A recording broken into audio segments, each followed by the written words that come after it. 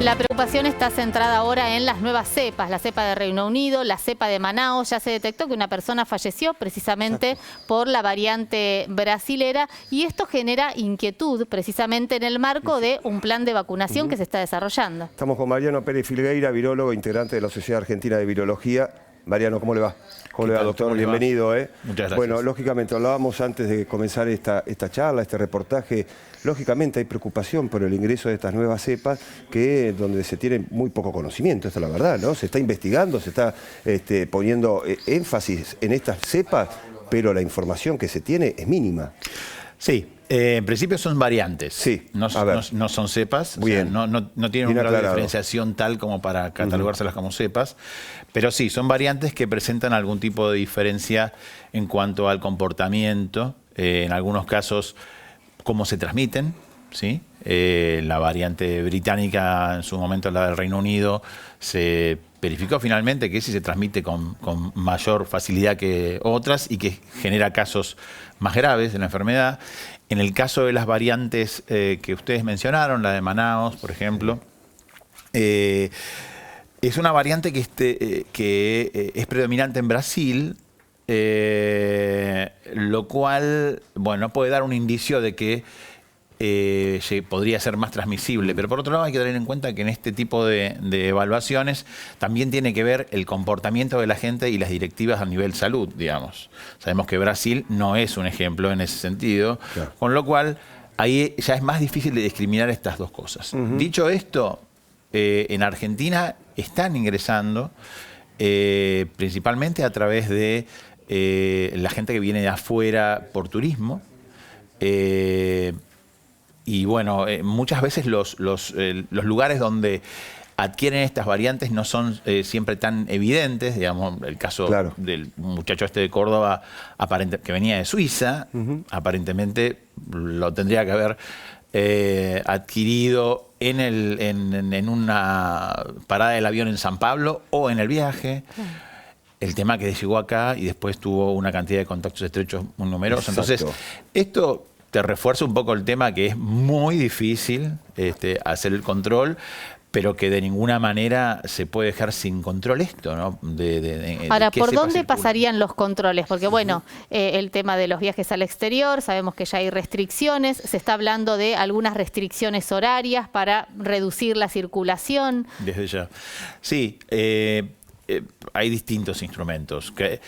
Cada jurisdicción, a su vez, hace un seguimiento diferente de las variantes. Por ejemplo, en Córdoba se enfoca mucho en las personas que entran que son turistas y que entran a Córdoba. En el caso del AMBA hay muestreos sobre la población general, con lo cual también eso te da una pauta de la circulación comunitaria que puede llegar a tener ciertas variantes, pero sin duda todas estas posibilidades que mencionaron ustedes son necesarias a la hora de restringir.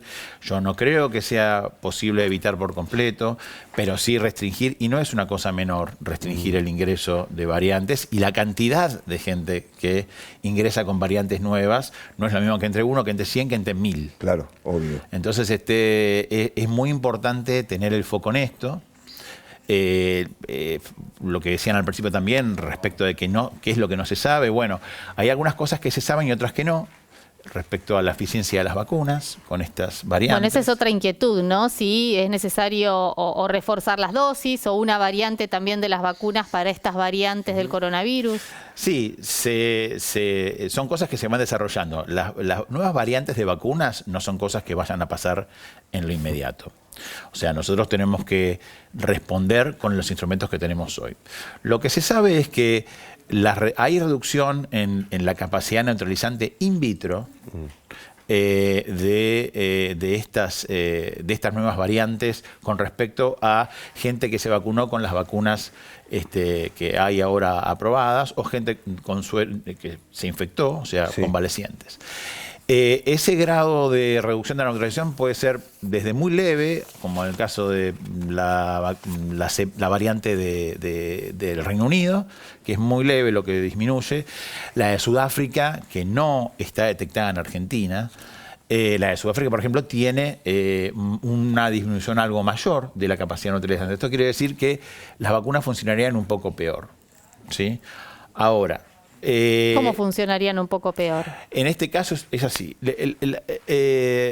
Una vacuna, digamos, pensemos en lo siguiente. Si yo quiero comparar dos autos, la velocidad que tienen dos autos, y solo me dan para medir el motor. Entonces, yo mido el motor, veo, el motor de este es más grande que este, bueno, este es probable que este auto ande más rápido. ¿Está bien? Bueno, no es lo único que define la velocidad de un auto.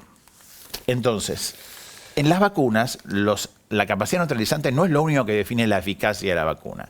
Es uno de los parámetros que tenemos a mano para tratar de evaluarlas. Entonces, lo que se ve es que con algunas vacunas hay una reducción de la capacidad neutralizante de los anticuerpos que inducen en las personas, ¿sí?